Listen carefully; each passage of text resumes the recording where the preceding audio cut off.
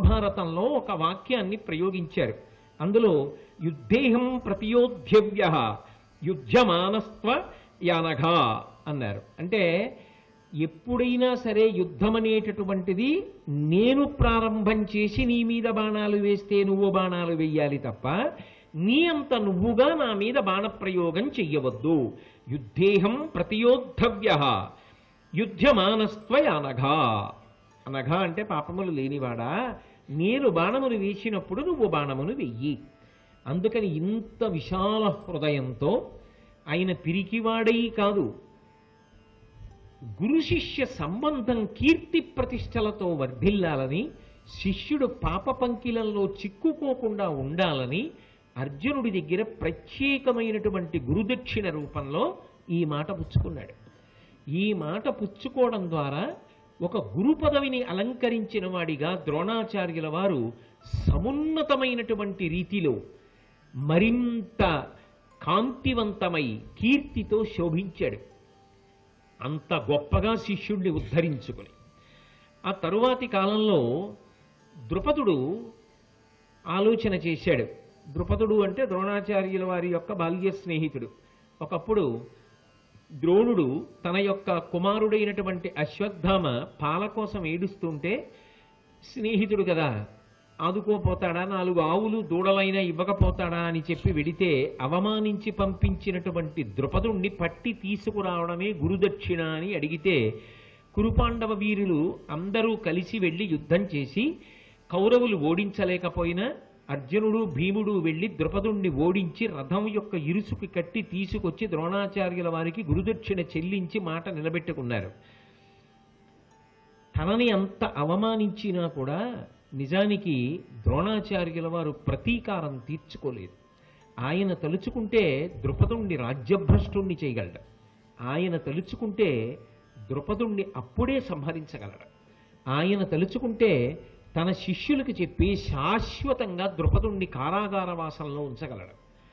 కానీ ఆయన స్నేహాన్ని మాత్రమే కోరుకున్నాడు. అందుకే మన ఇద్దరి యొక్క స్నేహం గుర్తొచ్చిందా అని అడిగాడు. ద్రుపదుని యొక్క రాజ్యాన్ని ద్రుపదునికి ఇచ్చేశాడు, తిరిగి పంపించేశాడు.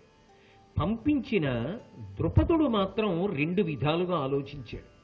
ఆ ఆలోచనకి ఏమని అర్థం చెప్పాలో ఆశ్చర్యంగా ఉంటుంది. అసలు యుద్ధంలో తనని ఓడించి ఇరుసుకి కట్టి పట్టుకెళ్ళిన వాడెవరు? అర్జునుడు. అర్జునుడు యొక్క యుద్ధం చూసి ప్రీతి చెందాడు.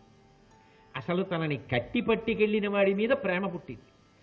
ఎంత గొప్ప వీరుడురా, ఎంత గొప్ప యుద్ధం చేశాడురా, నన్ను ఎంత గొప్పగా బంధించి తీసుకెళ్ళాడు ద్రోణాచార్యుల వారి దగ్గరికి అన్నాడు తప్ప అంత గొప్పగా తీర్చిదిద్దినవాడు ద్రోణుడని మాత్రం అనలేకపోయాడు.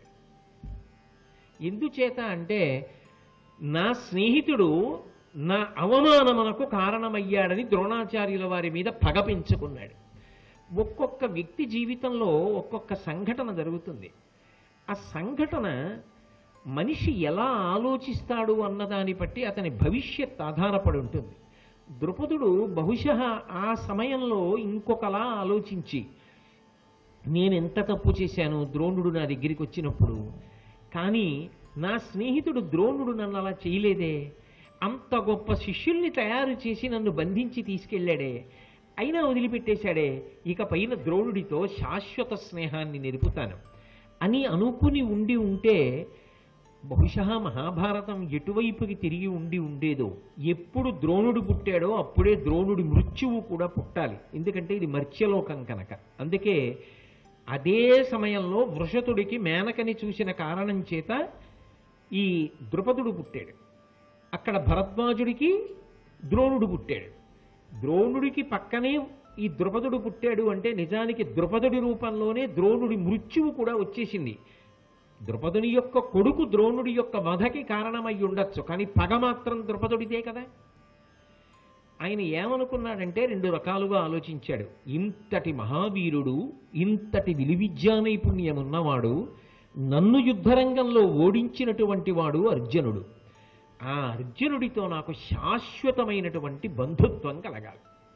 బహుశः అర్జునుడి యొక్క బంధుత్వం భవిష్యత్తులో తనకి గొప్ప రక్షణనిస్తుందనుకున్నాడు. ఆయన యొక్క యుద్ధ విద్యని చూసి చాలా ముచ్చట పడిపోయి ఆయనతో బంధుత్వం కలుపుకోవాలనుకున్నాడు. కానీ ఆయన ఏం ఆలోచించాడంటే, అర్జునుడికే భార్య కావలసినటువంటి కుమార్తెని నేను కనాలి. అక్కడ వరకు బానే ఉంది, ఏదో మంచిగా ఆలోచించాడు, అందులో తప్పు పట్టడానికి లేదు.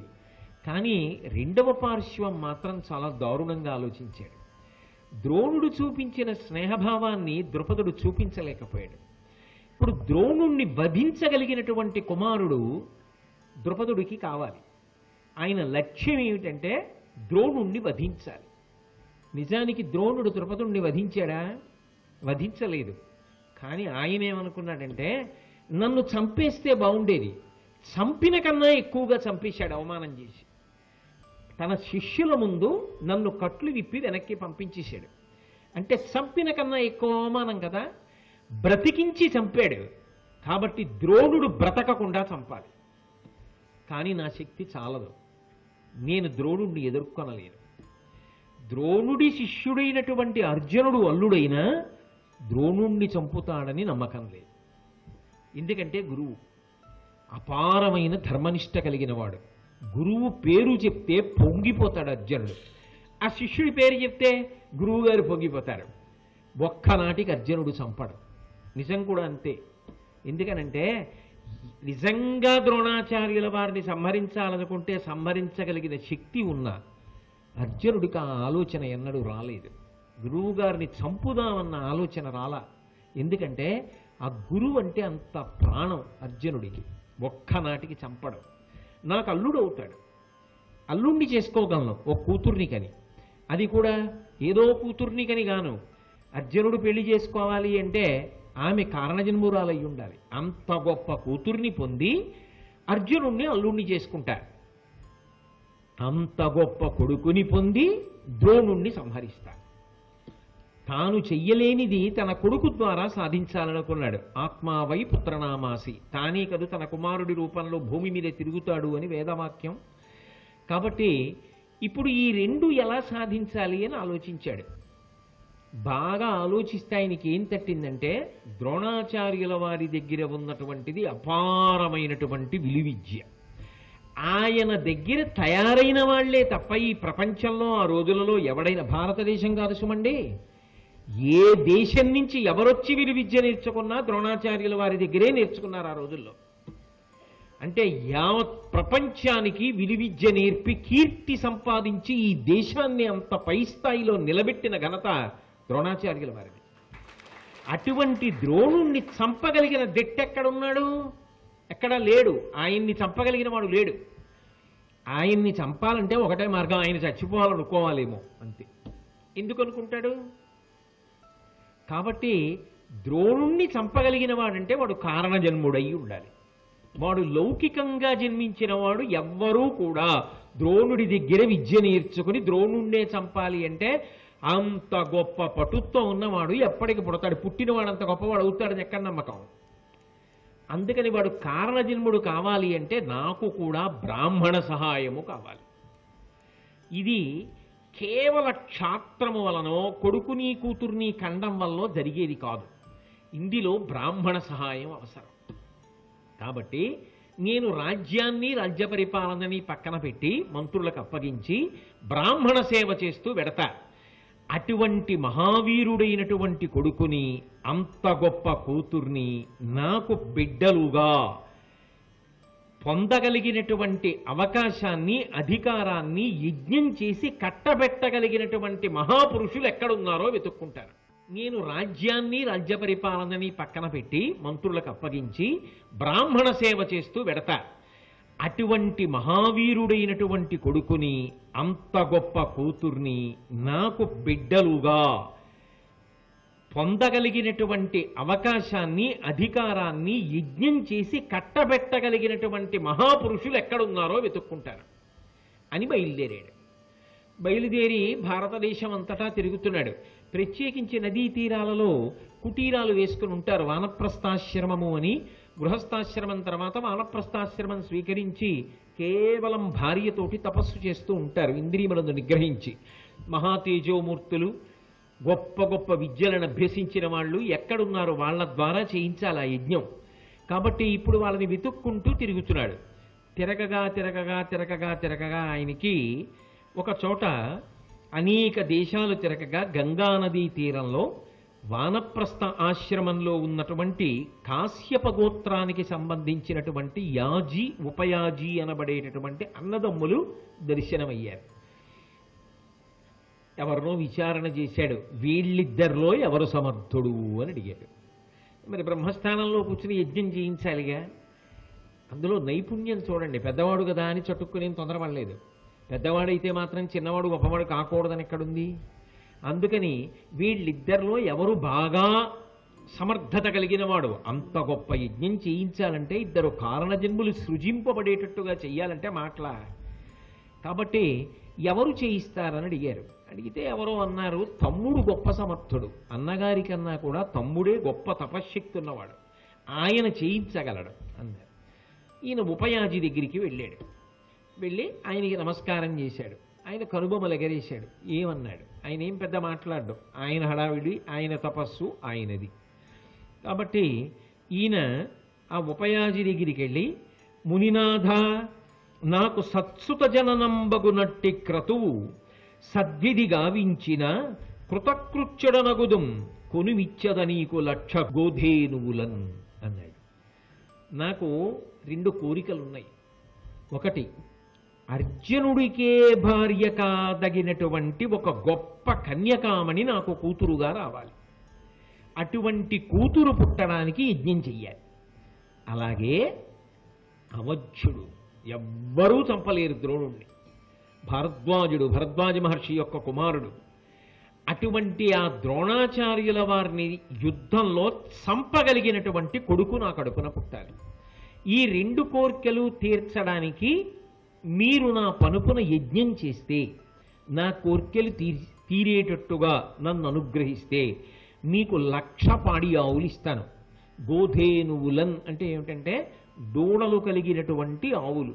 దూడ వచ్చి ఆ పాలు తాగుతుంటే పాలు విడిచిపెట్టేటటువంటి స్వభావం ఉన్నటువంటి ఆవు. కాబట్టి దూడలు కలిగినటువంటి ఆవులు 1,00,000 ఆవులను నీకు దానం చేస్తాను. నువ్వు నాకు ఈ ఉపకారం చేసి పెట్టు. ఏ ఉపకారం? ద్రోణుణ్ణి చంపగలిగిన కొడుకు, అర్జునుడికి భార్య కాగలిగిన కూతురు, ఆ యజ్ఞ ఫలితంగా నాకు కలగాలి. ఆయన ఒక క్షణం ఆలోచించి ఒక మాట అన్నాడు. నేను ఏ ప్రతిఫలాన్ని ఆశించను. నాకు ఈ ఫలం కావాలన్న కోరిక లేదు. నేను ఎప్పుడూ తపస్సు చేసుకుంటూ ఉంటాను. ఏ కోరిక లేకుండా ఉంటాను.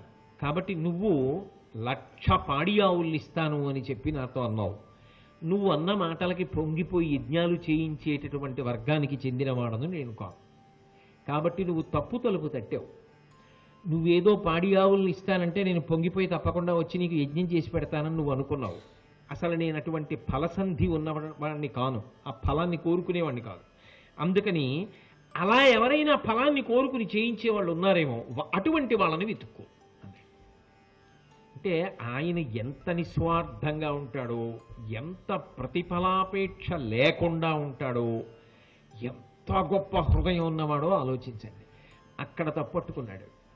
అంటే నిజానికి ఏమని అడగాలి? అయ్యా మీరు అనుగ్రహించి నా కోరిక తీర్చండి అని అడిగితే ఏమనేవాడు? నీకేదో ఇది నేను చేసి పెడతానేమిటి? ఆయనకి ఉపకారం చేయగలిగిన వాడా? ఈ మాటకి కోపం వచ్చింది ఉపయాజికి. అందుకని ఆయన అన్నాడు, ఫలాన్ని ఆశించి పనులు చేయడం నాకు అలవాటు లేదు. అలా చేసేవాళ్ళు ఎవరైనా ఉంటే వెళ్ళన్నాడు.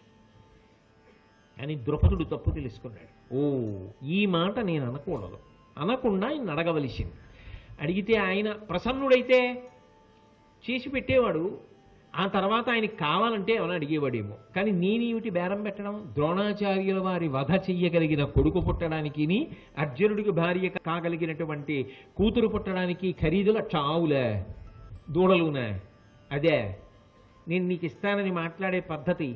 ఆవు దూడ ఎంతైనా గొప్పవనుకోండి, కానీ అదే ఆ బేరం ఆడినట్లుగా లేదది. అందుకని దోషాన్ని తెలుసుకున్నాడు. తెలుసుకుని 1 సంవత్సరం పాటు వెళ్లకుండా ఆ ఉపయాజిని సేవిస్తూనే ఉన్నాడు.